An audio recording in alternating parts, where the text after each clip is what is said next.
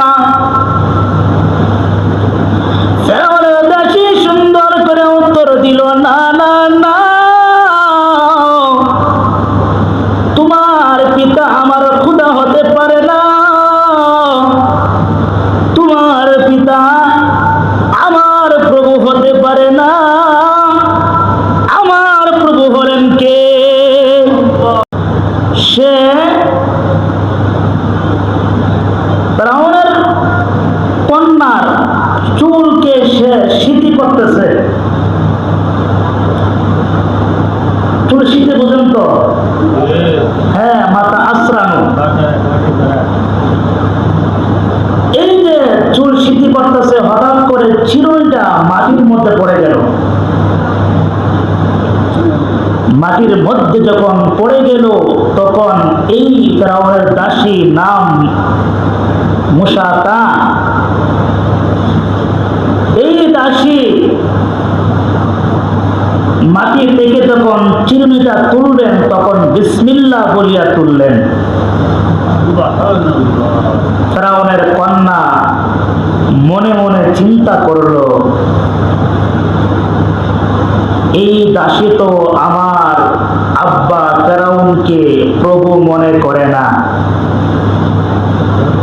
বরং মুসার প্রভুকে সে প্রভু বলে স্বীকার করে। মুসার প্রভুরে চিনেননি?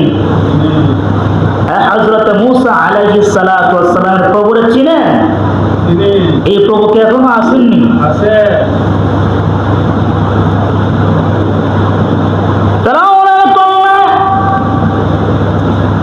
সে জিজ্ঞাসা করল, আমার আব্বার দাসী,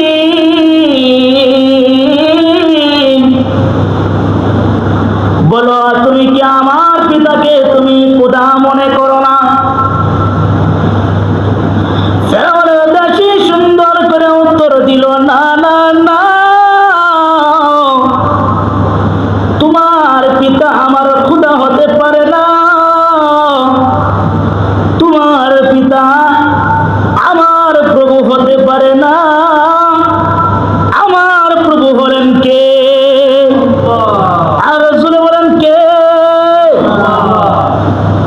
সুন্দর করে ফেরাউনের দাসী বলে দিল, আমার খোদা হলেন আল্লাহ,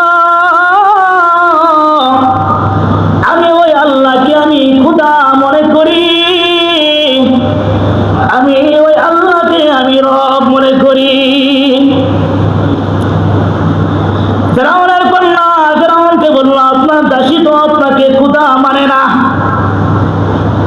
ফেরাউন ওই দাসীকে তলব করলেন, ডাকলেন, ডাকার পরে ওই দাসীকে ফেরাউনে অনেক ভয় ভীতি, অনেক দমক দিল, কিন্তু ওই দাসী তার ভয় ভীতি, তার ধমক কোনো কিছুকেই ভয় পাইলেন না। দেখেন ফেরাউনে কি করছে, ওই মুতাসাকে মাটির মধ্যে শোয়াইছেন।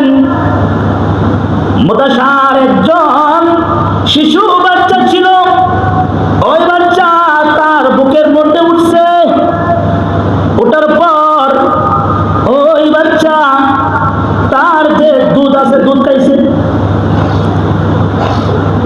এমন বলল, এখন শোনা আছে, ইমান ছাড়ো, আমাকে খোদা বলে স্বীকার করো, আমাকে খোদা মানো, না হয় তোমার এই কুলের বাচ্চা শিশুকে আমি হত্যা করে ফেলবো।